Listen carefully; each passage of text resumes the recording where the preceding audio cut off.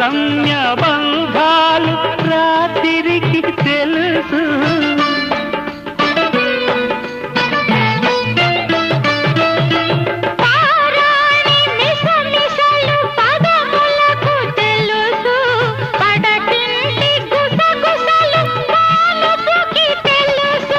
చిగురుటాశల చిలిపి చేతలు పసిడి బుగ్గల పలకరింపులు పడుచు జంటకే తెలుసు.